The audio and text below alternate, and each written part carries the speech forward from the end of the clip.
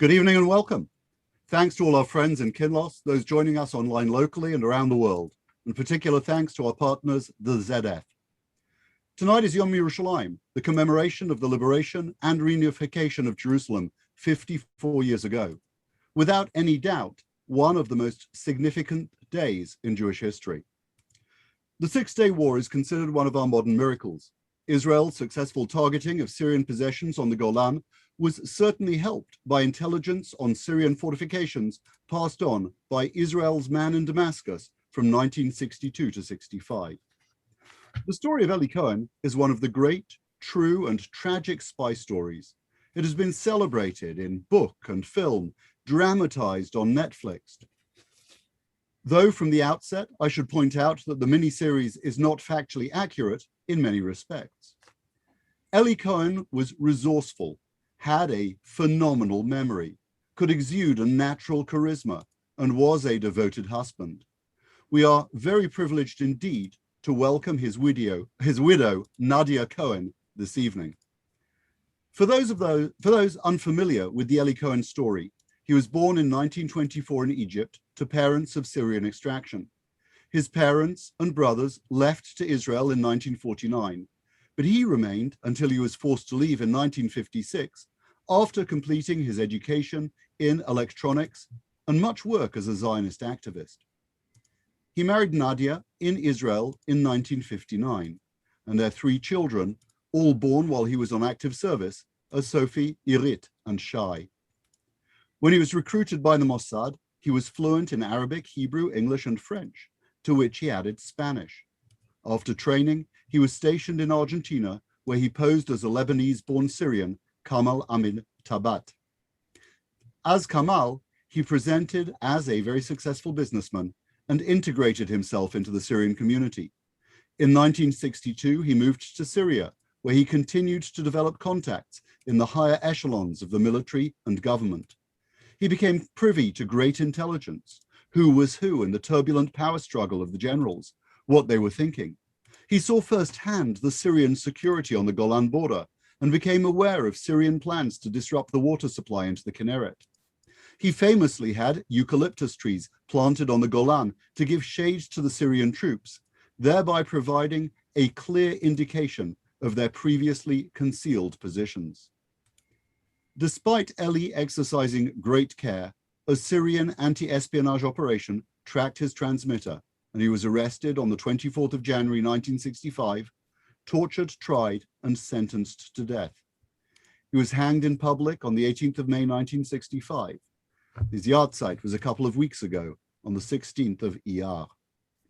For the last 55 years, his family have tried to have his remains repatriated, and I'll be asking Nadia what we can do and how we can help. Joining Nadia, I want to make special and specific mention of two other guests. The first is Alon Rehany. Alon is a member of the Israel and New York State Bar with a background in commercial litigation and international transactions. He represents Eli and Nadia's family, is championing the museum to his memory, and will be acting as interpreter this evening. And I'm also delighted to welcome General Eshel Armoni, formerly of Israel's Overseas Intelligence Service. I'm going to hand over to Alon to say a couple of words, followed by the General. I'll then be in conversation with Nadia. Please do feel free to send your own questions through the chat. Thank you, good evening, and welcome. Good evening, friends. Shalom. I'd like to thank you all for finding the time to join this extraordinary and special event.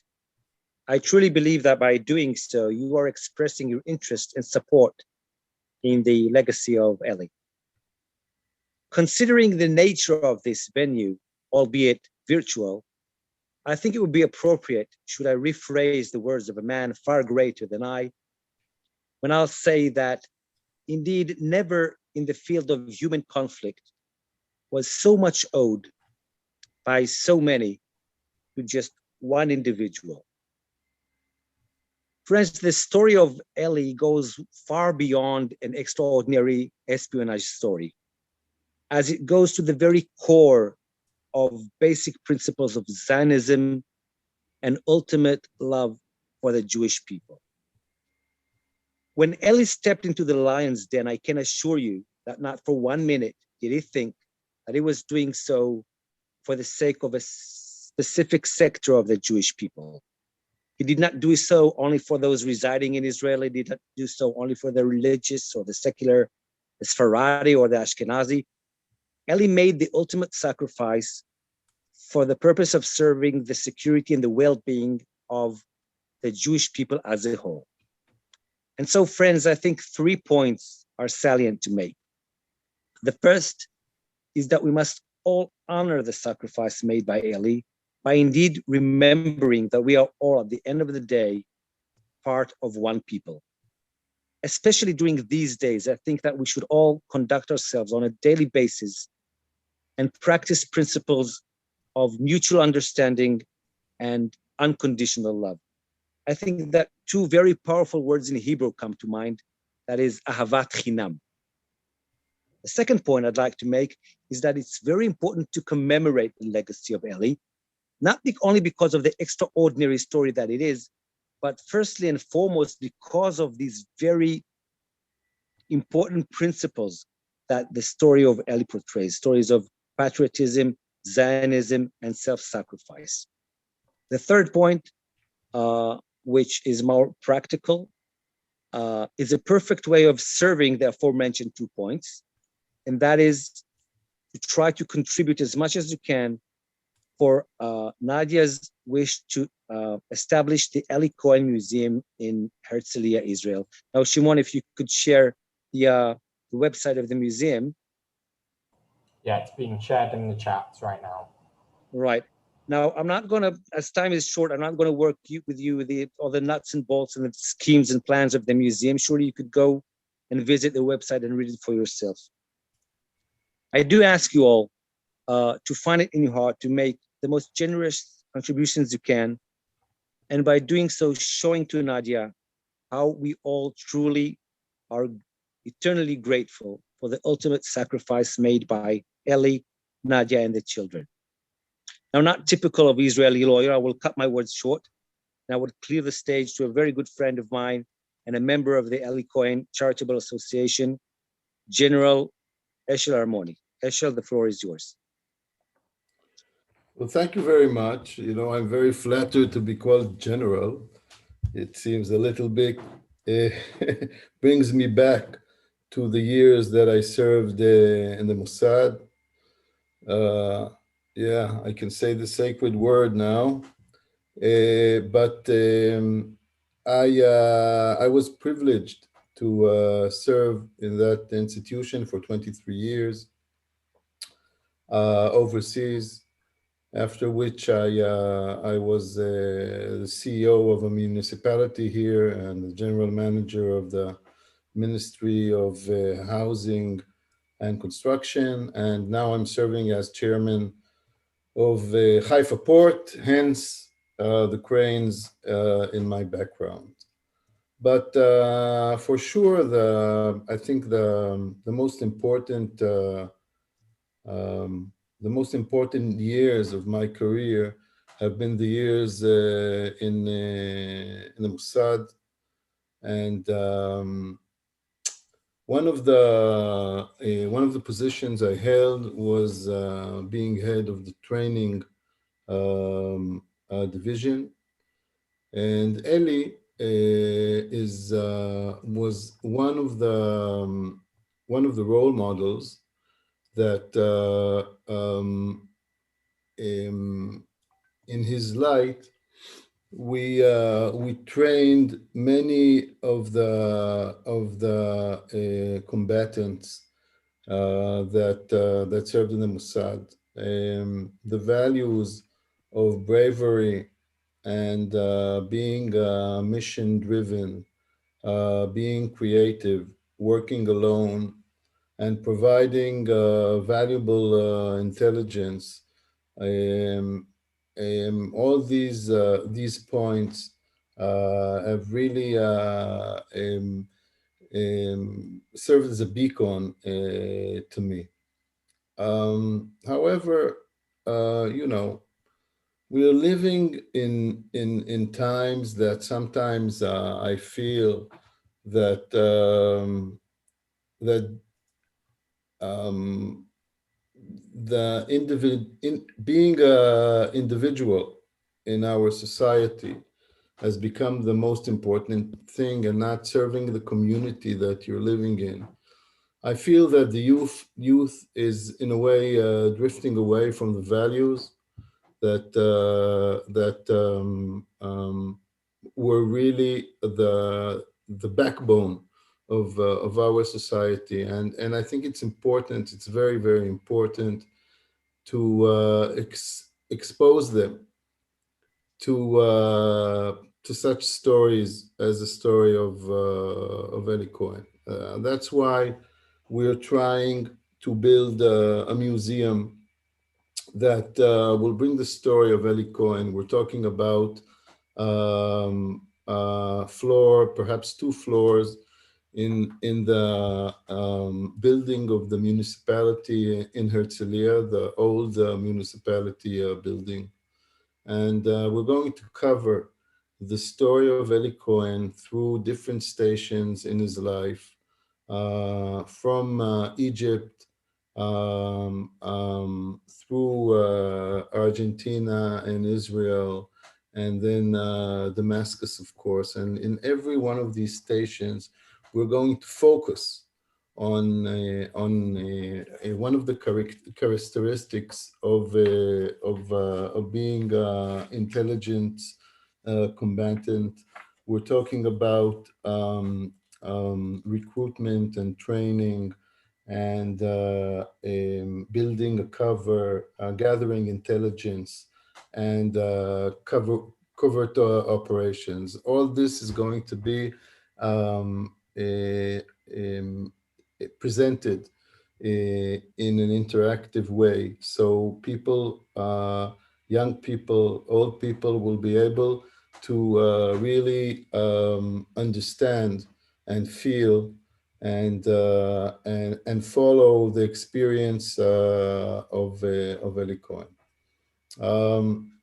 We're going to base the funding of this project on three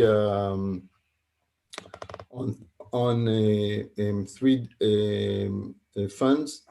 One, we hope, will come from the government. The second will come from the municipality of Herzliya, as well as the space. And the third one is, of course, contributions of people that understand the cause, that understand the necessity, that understand that this story is important, not only for the people that live in Israel, but also for people abroad that will come and visit and be affected by the story and by the commitment. Hence, we're meeting today, and I'm very touched by the fact that seeing so many friendly faces, far away. I had a meeting today with people that for 6 months I only met them in the Zoom. So they became 3-dimensional. They came out of the box. But anyway, it's really nice to see you, and I think that that gives a sort of the story of the museum in a nutshell. For me, it's really, really important to finish this mission, and I really feel obligated to see this museum coming true. So thank you very much, and I think I'll hand the voice to Nadia now. Okay, so I'm going to be asking Nadia some questions. Thank you very much, General. And first of all, in supporting the museum, the link www.kinlos.org.uk/Eli is open now and will be open to help donations. Apparently £650 has already been raised by the people who are attending, but we hope that over the next short period you're going to be encouraged to be even more supportive. I mean, the General very kindly spoke about the idea of people moving from being 2-dimensional into 3-dimensional when they come to life And for all of us who have only read about Eli Cohen or have seen the films, we have a fictional account. And so I'd like to ask Nadia to turn him into a real person to us, not just a hero, but also a husband. And Nadia, first of all, Erev Tov, thank you so much for joining us. We're really excited to hear from you. Can you tell us, who was the Eli Cohen that you met and fell in love with?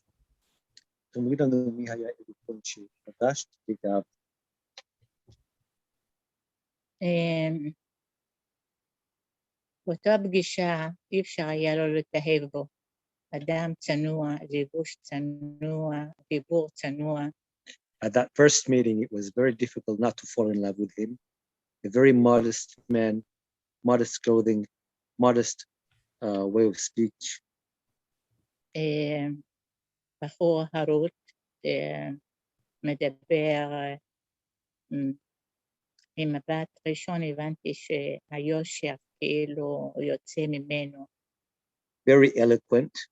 From my first glance upon him, I saw that honesty is beaming out of him. היה לו חיוך מקסים. He had an adorable, charming smile. והבנתי, רואים על הפנים, על העיניים, על שפת הגוף שלו, שהוא בחור אינטליגנט. You could see in his eyes, in his face, in his body language that he's very intelligent. והבנתי שאני נופלת בידיים טובות. And I understood that I was in good hands. אבל לא ידעתי שהמשך החיים שלי יהיו לא כל כך קלים עקב הבחירה שלו בעבודה. But I didn't realize that my life would not be so easy due to his choice of career. So tell us how he came to join the Mossad. תספר לנו איך הוא הצטרף למוסד. אלי הצטרף למוסד בגיל מאוד צעיר, עוד במצרים. Eli actually joined the Mossad when he was very young, when he was still in Egypt. במוסד הטילו עליו להעלות את כל יהדות מצרים לארץ. The Mossad commissioned him to assist in the aliyah of all the Egyptian Jewry.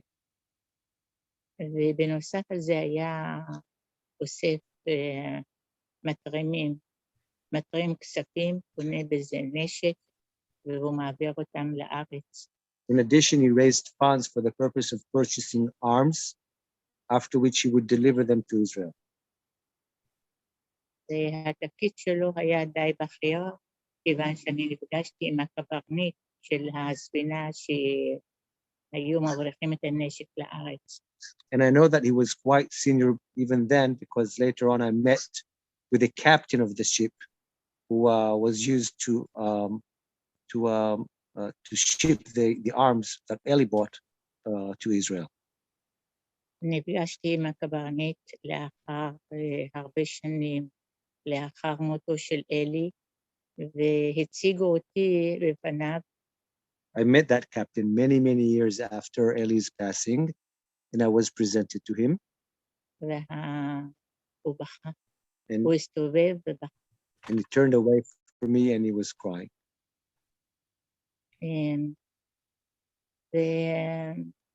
בהמשך השותפות בחיינו הבנתי שאני נמצאת עם אדם עם רצון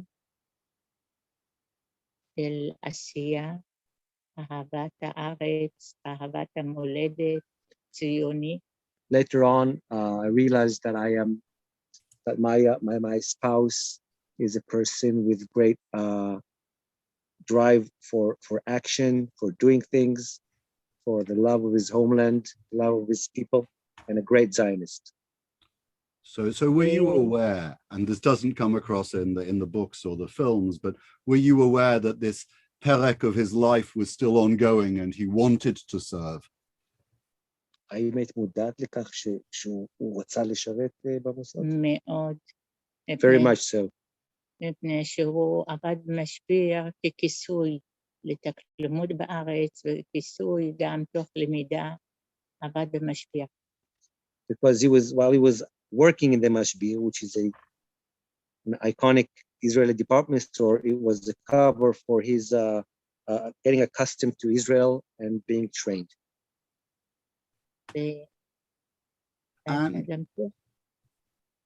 Yes, Rabbi, go ahead. Were you supported by the organization as a wife? Or you know, the recent film suggests that you were very much out on your own and not aware. And did the country look after the families of the operatives? האם בזמן שאלי לא היה, המוסד תמך בך, כשהיית לבדך לגמרי? האם המוסד תמך בספרים? לא. Not so much. היה להם נוח ששמי כהן נדיה ואני צנועה ולא דיברתי ואמרתי שזה כמה שנים. לקחתי את זה על עצמי, כמו שהוא סבל שם, אז אני גם סבלתי בשתיקה. It was very convenient to them that I was Nadia Cohen, a modest woman who did not speak up. And I thought it was going to be only a couple of years, so I struggled through, as so did my husband, with the hope that one day it's all, going to be much better. And did you feel honored and proud of the work he was doing then? When you're saying then, you mean on real time or? Then. Okay. בזמן אמת, שהוא היה בשליחות, היית גאה וביקשת כבוד במה שהוא עשה? היה לי כבוד אליו. אני עוד לא ידעתי בדיוק מה הוא עושה. הייתי שומעת כל מיני פעולות בסוריה, והייתי חושבת שאם הייתי רק יודעת שזה שם אלי משדר, ובגלל אלי מה שמעביר, אז בוודאי שאני גאה בו, אני גם גאה בו כבן אדם. At the time, I respected him as my husband, for I didn't really know what he was doing there. I mean, I heard on the news, news about things that were happening in Syria. And had I known that it was all Eli doing, I would have been tremendously proud of him. But I was proud of him as my husband, as he was dedicated to his work, not knowing what he was actually doing. Or where he was? Or that if who היה? לאחר מחצית התקופה שהוא היה שם. Only halfway through his service did I realize where he was. הגיעו אליי כל מיני קופסאות שמוזאיקה תוצרת סוריה. I started receiving all sorts of stuff, presents, artworks from Syria. מכתבים שהעטפות סגורות וביקשו ממני במוסד לא לפתוח וכן פתחתי. Closed envelopes that reached our house that I was asked by the Mossad not to open, but I did open, from which I've learned that he was in Syria. ולאט לאט התחילו להתרבות סימנים שהוא לא באירופה כמו שסיפר לי, אלא במקום מאוד מסוכן. And gradually more and more signs started to accumulate, suggesting that he was not in Europe, as he was telling me, but in a rather much more dangerous place. Right. And how was it on the occasions that he came back and he visited the children? איך היה הביקורים שלו בארץ כשהוא בא לחופשות? היו ביקורים קצרים מאוד. These were very short visits. וכל הזמן היה באימון. And all the time he was training while he wasn't in visits. אימון על השפה הסורית. Studying the Syrian dialect. וחלקם היה בתוך הבית שלי. Some of which happened within our house. מול המאמן שלו. With his personal trainer. הוא היה אדם כל כך מוכשר שידע להסתיר כל דבר וידע בחיוך כזה תתרחקי, תראי, תתני לי להיות איתו, עם אותו אדם בשקט, זה רק למענך ולמען הילדים. He was very charismatic, very charming man, and he always knew how to get out of the situations by a mere smile or a few sentences telling me, Nadia, let me be with my trainer a bit alone for a bit, and it's all for the best, and it's for the future of our family and our children. If this was not something that I gave you any advance warning that I'd be asking, but if you had to picture, a memory or a time with him that was particularly special, that typified who he was for you, what would that time be?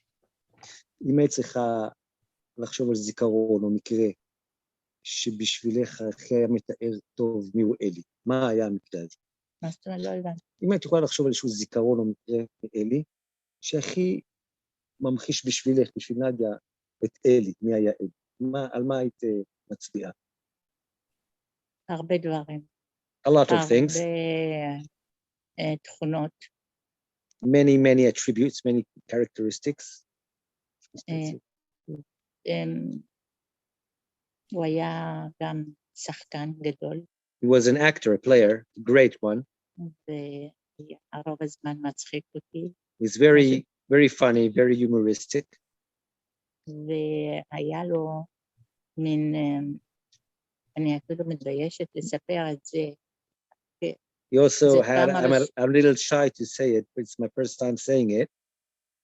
זאת פעם הראשונה שאני מגלה לכם שאפילו Even אלון Alon לא יודע מזה. Even I don't know it. וגם לא הילדים שלי. Not even the kids.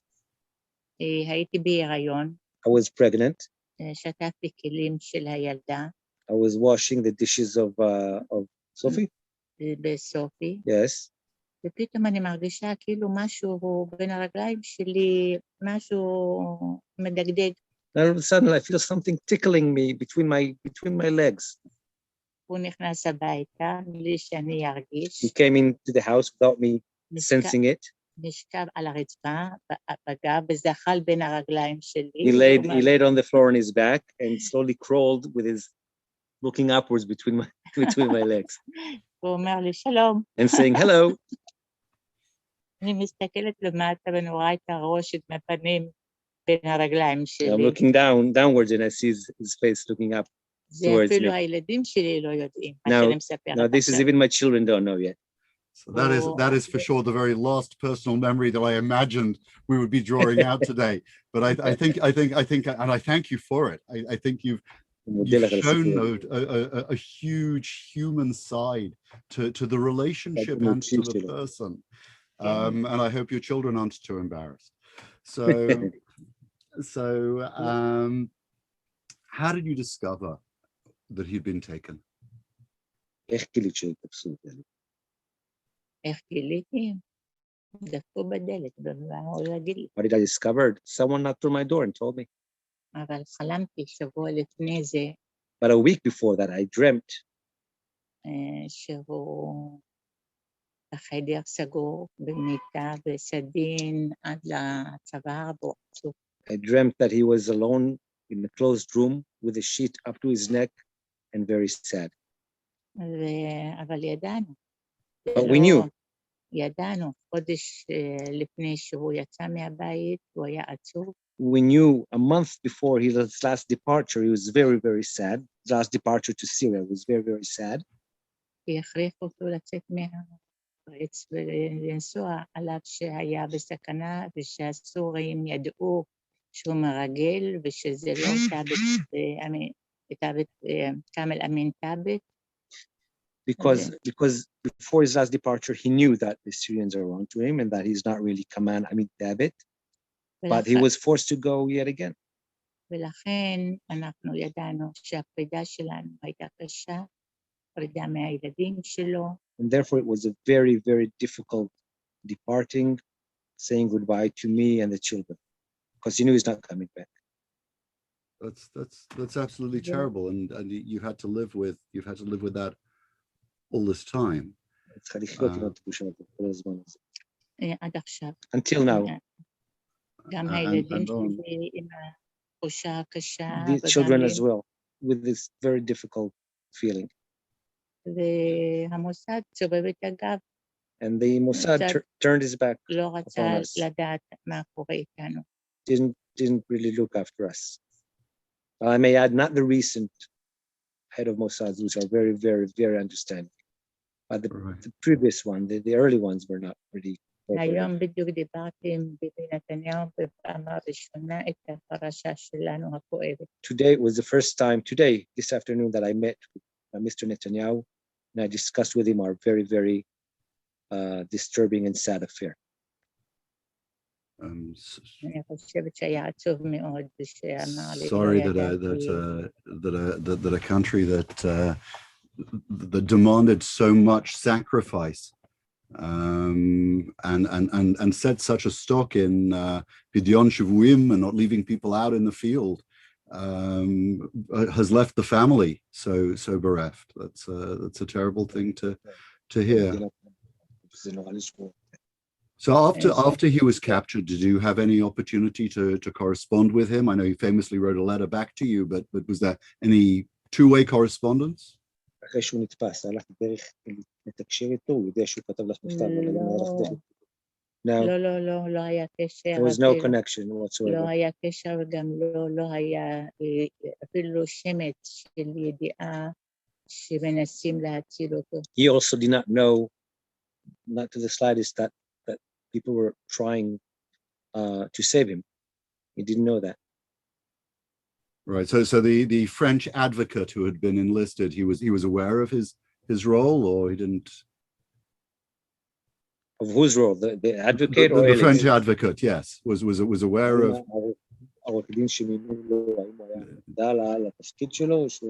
לא היה ג'ק מריסייה. Not really, Mr. Merisier. היה שותף עם אריגי, ודווקא אריגי היה יותר חזק, אבל שלחו את מריסייה. He was a partner of Monsieur Arigi, but although Arigi was much more competent, they said, they sent Merisier over. ובמוסד אמרו שהם חושדים שבכלל ג'ק מריסייה לא הגיע לסוריה כי פחד, ישב מלבנון וניהל את העניינים. And the Mossad said that they suspect that even Merisier was afraid to go into Syria and that he conducted affairs remotely from Lebanon. ואלי אפילו לא ידע ששכרו בשבילו עורך דין. Eli did not even know that a lawyer was hired for his sake.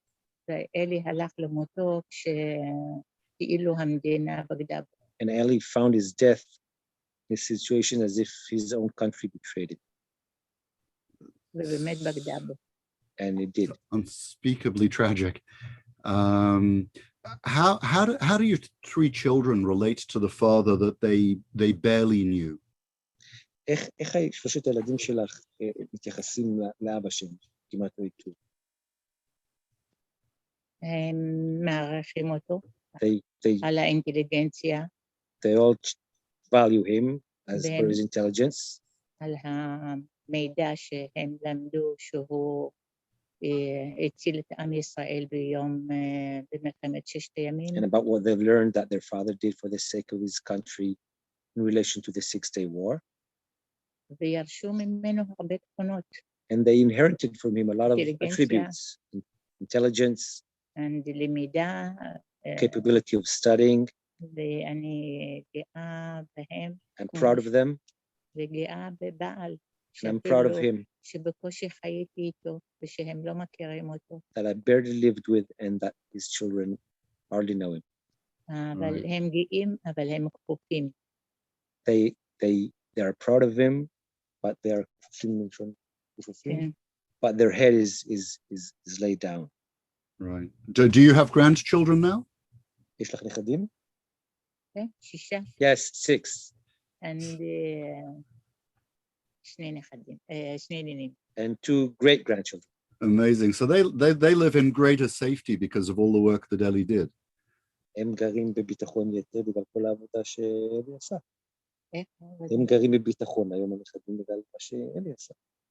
הם גאים, אבל החסר של אבא ועל צורה שהם גדלו, they're proud, זה קנאה מילדים אחרים, but their lack of their father התמיכה של אב and the support of the father שלא זכו, caused a lot of envy between them and their counterparts when they were children. ואפשר להגיד שאנחנו כולנו בפוסט טראומה. And we could say that we're all sharing post-traumatic syndrome. So certainly the trauma is made worse by the fact that his body, his remains have never been returned. I know apparently his watch came back and is in a museum, and there must be a story in that.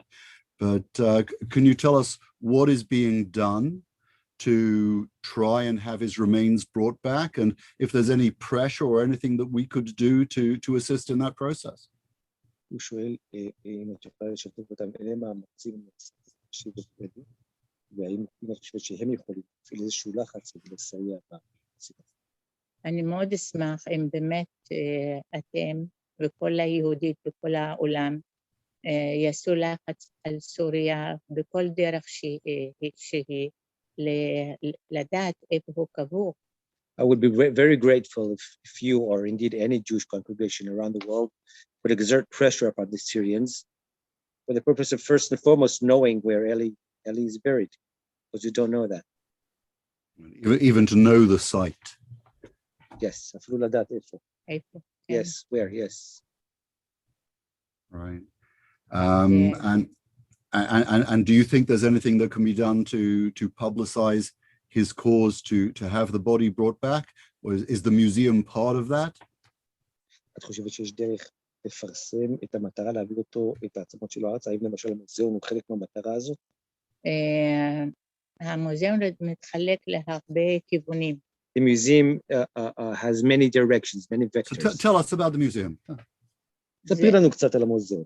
המוזיאון הוא משקף את כל, את האופי של אלי, את האהבה לעם, למולדת, ציונות. The museum portrays Eli's character, his love to Israel, Zionism, his love to the Jewish people. הוא מהווה כאילו מעין בית ספר לחינוך. It acts as a school for education for these values. קודם כל להיות בן אדם. First and foremost, be a human being. ולשרת את העם And ואת המולדת. serve your country and your people. באהבה גדולה. With great love. ולשקף את הדמות שלו, מי היה אלי. And to portray who Eli was. את האכפתיות. His caring. למען העם הזה. To this people. לעם, לכולנו. To all of us. ובאמת פה בארץ אני מרגישה את האהבה של העם.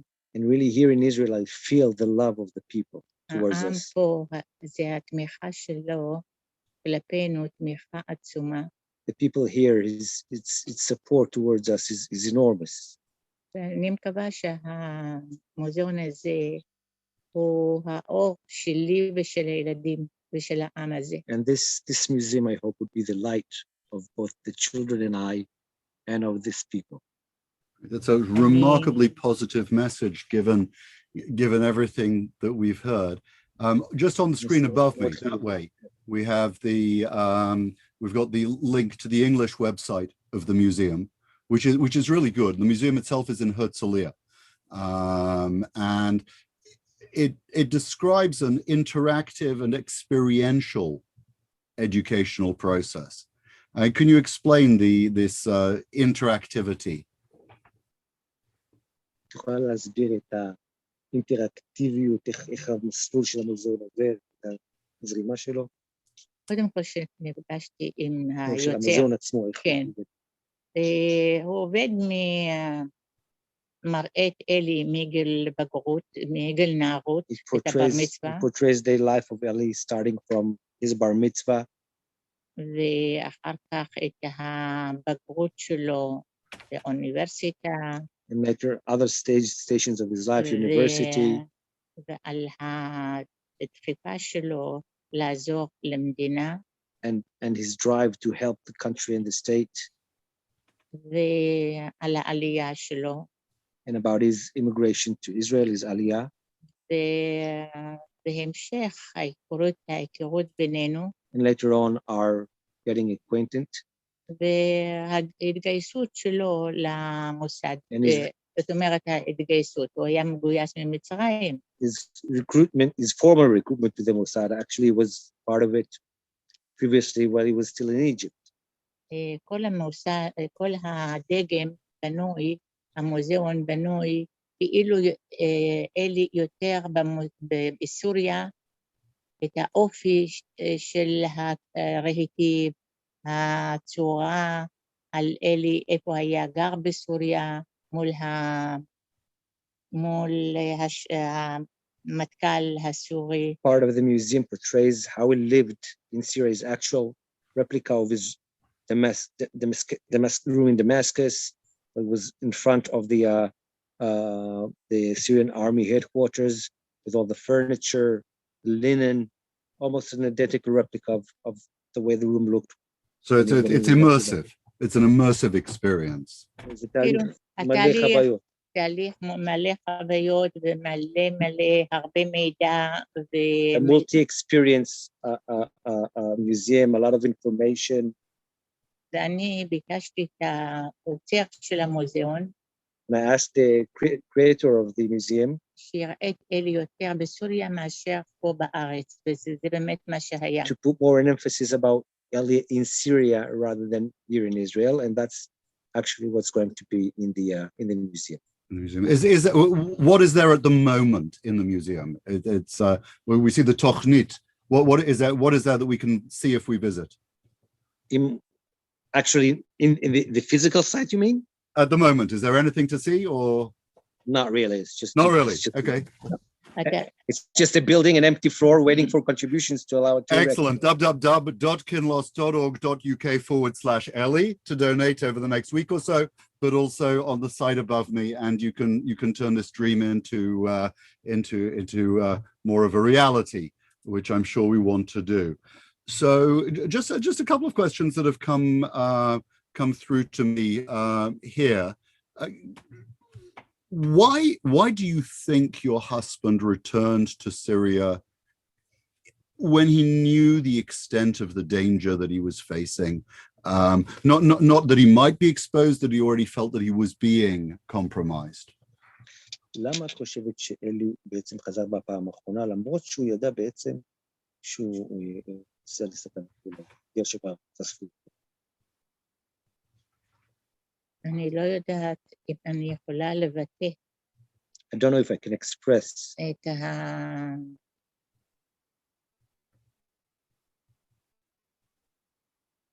על היחס במוסד. The attitude in the Mossad מאיר עמית. of Mr. Amit והסגן שלו. and his deputy. הם רצו שהוא ימשיך בתפקיד הזה, מכיוון שהם הבינו שיש להם פרה חולבת. They wanted him to go on with his mission because they realized they have a milking cow. והם רצו, בסוריה יש הפיכות כל 3 שנים. In Syria, there were revolutions about every 3 years. בתקופה של אלי היו 2 הפיכות. Whilst Eli was there, there were already 2. והם הבינו שבהפיכה הבאה, And they realized that in the next one, בגלל ההתקרבות שלו לצמרת של השלטון, because of Eli's status in the top-ranking politicians, לנשיא, to the president, למפקד חיל האוויר, to the chief of the Air Force, לרמטכ"ל, to the chief of staff of the army, לכל שכבות מלמעלה עד למטה, אז הבינו שאלי עשוי להיות שר בתוך סוריה. they realized that Eli might probably become a minister in Syria. ולכן, Therefore, לחצו עליו שהוא יצא, עליו שהוא לא רצה. they pressured him to go, although he didn't want to go. הוא הבין שיחכה לו עינויים, He realized גרדום, והוא לא יראה אותנו. He realized that torture and the gallows are waiting and that he will not see us anymore. אני מכירה את אלי עם שמחת חיים, I know Eli with joy of life. מכירה את תנועות הגוף של ביטחון עצמי, I know his bodily gestures of self-confidence, אבל ראיתי גם כשהוא בוכה, שלא רצה לצאת. but I also saw him crying whilst he didn't want to leave for the last time. So for the Mossad, it was a very calculated sacrifice to send him. אז למוסד זה היה חישוב, קורבן מחושב לשלוח אותו. בהחלט, Definitely so. עם לב כבד ועם נחישות, אפילו אם שהוא יצא, אם יחיה, יחיה, אם ימות, ימות. Definitely so. Even though they thought, well, if he's going to leave, he's going to leave, and if he dies, he dies. השאיר אצלנו הרבה כאב לב, Left us with a lot אנחנו לא מבריאים, of אני וילדים, pain, and the kids and I are not getting any better. ועדיין אנחנו מרגישים שהחיים שלנו בלעדיו היו כלום. And still we feel that our life without him is close to nothing. וגם אחרי זה הם לא באו לשאול עלינו כלום. And later on, they did not come to ask how we לא were, עליי ולא על הילדים. neither about me or the children. So there are books and streets and statues and commemorations, and but all the time what you have is an emptiness and a hole. אז יש ספרים וכיכרות ורחובות וטקסים, אבל כל מה שיש לך בינתיים זה ריקנות וחור. זה חור. זה It's a חור hole, yes, עמוק שלא a deep hole. מגליד. that doesn't heal. Do you think, עדיין, you know, כן. to somebody like me who grew up with your husband as a hero, how do you want me to think of him? A great man or a tragic victim? You know, how should the audience here relate to him? בתור מי שגדל על אלי, ובתור הקהל שמקשיב לך עכשיו, איך את רוצה שנחשוב על אלי? בתור קורבן, בתור גיבור? איך את רוצה לא, שנחשוב עליו? קשה להגיד, העם מכיר אותו כגיבור. It's difficult to me to say that people know him as the hero. מחבקים אותי ואומרים, אלי הוא גיבור, גיבור של העם. People hug me and tell me Eli is a hero of the people. אני לא יכולה ללכת ברחוב בלי חיבוקים ונשיקות ותמיכה. I can't walk down the streets without being hugged or kissed and being supported. בני נוער ומבוגרים Youth. אומרים לי The older people שאנחנו גדלנו עליו, tell me that they grew up on the story of Eli. הוא אהבת העם. He is the love of this people. אני לא יכולה ללכת מטר ברחוב, כבר מזהים והם מחבקים. I can't even walk 1 meter down the street and people already identify me and hug me. גיבור זה כשאתה קורא ספר על גיבור, אבל לא עליך, על עצמך. A hero is when you read about someone else in a book, כן. but not when you think about yourself. שזה עליי When ועל הילדים When שלי, it's about me and my children, זה מאוד כואב. it hurts very מאוד much. כואב.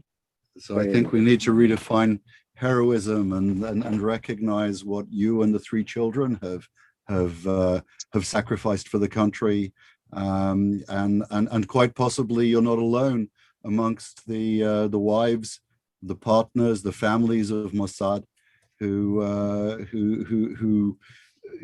hear the stories elevating the great deeds, but the people at home were equally a part of and sacrificed so much to make it happen. אז אנחנו צריכים להגדיר מחדש מהי גבורה, לחשוב עלייך ועל הילדים ועל משפחות אחרים של אנשי מוסד, שהקריבו לא פחות מהסוכנים עצמם. לא הבנתי. שצריכים להגדיר מחדש מהי גבורה. כן. לא רק הגבורה של הסוכנים, אלא גם של המשפחות. כן, טוב, זה... Yes, well, אנחנו יודעים ששילמנו מחיר, we know that we paid a price, כואב, painful one, אבל הנחמה זה העם שמחבק, ומצפים שבאמת ימצאו את הגופה, ואז אולי יהיה יותר קל לנו, כשאנחנו מחקים את הקבר. We take comfort in the support of the people, and we hope that they will find his remains and bring him back to burial in Israel, and then perhaps we will be able to find more comfort whilst hugging the grave. Right. How did you feel about the recent Netflix serial? It's told a dramatized version of the story, and you were very quick to attack some of the factual inaccuracies. On the other hand, it provided publicity, which was very timely. איך הגשת כלפי הסדרה בנטפליקס? מצד אחד את די פתחת ביקורת על האי-דיוקים העובדתיים, ומצד שני זה גרם לסיפור להיות מפורסם ותרם למטרה. נטפליקס, כשראינו את זה, זה לא משקף את אלי. When we saw the Netflix series, it does not really portray Eli. מראים שם כאילו הוא מדפיס מהר הרבה ניירות שלוקח מהמגירות של המודיעין הסורי, ופתאום נכנס ראש המודיעין והוא רואה אותו מה הוא עושה. There's a scene where he types very quickly and he takes documents from the Syrian intelligence, and the head of the intelligence comes to the room and catches him. ורואים את אלי כאילו בורח מהחלון, וראש המודיעין רץ אחריו. זה ג'יימס בונדי, זה לא אלי. It was very James Bond-like. It's not really Eli. זה לא האופי של אלי, וזה אף פעם זה לא היה ולא קרה. It's not the character of Eli. It never really happened. It's obviously fiction. Did you meet Sacha Baron Cohen, the actor? פגשת את סשה ברון כהן השחקן? כשהיינו בלונדון, רצינו לראות אותו. When we were in London 2 years ago, we wanted to, but didn't turn out. And perhaps next time, once this COVID-19 nonsense will be over. Right. And how did you think about your own portrayal in the film? ומה הרגשת על הדמות שלך בסדרה? עלובה. Very, very lame. כמה מישהו מסר להם מידע שכאילו אני עוזרת, מסכינה. Someone told them as if I was a house cleaning lady. אני הולכת בבית של אישה עשירה. That I'm walking in the house of a wealthy woman. מתקנת לה את הבגדים. Sewing her clothes. אף פעם לא עבדתי ואף פעם לא עזרתי ולא יכולתי לקום 3 ילדים. It was never so. I was busy taking care of my kids, all of them babies. לא יכולתי לזה, אז מישהו מפה מהמוסד נתן להם אינפורמציה. I guess someone from the Mossad tipped them off. שזה לרעתם שמראים אשת שמשרת בהישגים, מראים את העליבות. Trying to portray me as a weak, small woman. Right. I can see that you are that there is definitely huge strength within you, Nadia. That we can see. Are you able to tell us about the return of his watch at all? Do you know anything about how that came to be? על איך מצאו את השעון שלו, את יכולה לספר לנו איך זה קרה? אם את יכולה. כן, אני יכולה. Yes, I can. האח של אלי, הוא קשור מאוד, מחפש באינטרנטים דברים, האחיין של אלי. Eli's nephew is very connected on the web, looking for things relating to Eli. כל הזמן מקשיב לתחנות ערביות. Listening to Arab stations, etc. ואז גילה שהאחיין של הנשיא מנסה למכור את השעון של אלי. And then he came across some news that the nephew of the president is trying to sell Eli's watch. וביקש מהמוסד שיבדקו ויראו אם זה אמת ואם זה השעון של אלי. And forwarded the information to the Mossad in order for them to look into it. ובמוסד הם קנו את השעון. The Mossad bought the watch. והשעון הזה כיום הוא אצלי בבית. And today I have it here with me in my house. Do you feel closer to him with it? את מרגישה יותר קרובה לאלי עם השעון? כן. Yes. כן, מרגישה מאוד. זה ריגש אותי כאילו. Yes, it moved me. הרגשתי אפילו את האור בידיים. I felt his skin. unfortunately, we're running out of time. I'd just love to hear more of the story. I'd love to meet the children. There's so much, and for sure the museum is going to create an opportunity for us to have greater exposure. And I encourage people to give their support to that and for the preservation of Eli's memory. I'd like to ask both of you, both Alon and Nadia, is there any particular message that you would like everybody here to take home at the end of this session? יש איזשהו מסר שאת רוצה שכולם יקחו איתם הביתה בסוף ההעסקה שלנו? אני מאוד מבקשת מכם, I sincerely ask you all, למי שאתה, את כל 200 אנשים שאתה רואה, and your congregation, ומספר את הסיפור שלנו. אני כבר הרבה שנים חולמת על המוזיאון הזה. It's been long years that I've been dreaming about this museum. אני פשוט רוצה לשמר את הזיכרון של אלי. I want to preserve Eli's memory. למען הילדים שלו ולמעני ולמען העם הזה. For the sake of his children, for my sake, for these שמשמש people. דוגמה של אדם שאהב את העם הזה. To be as an example of a man who loved this country and these people.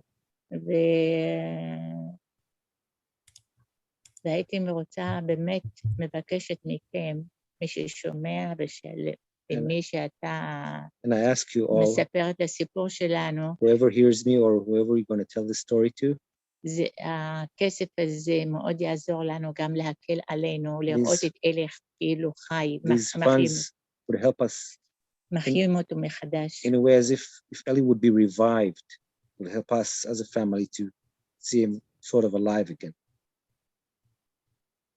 So thank you so much for that.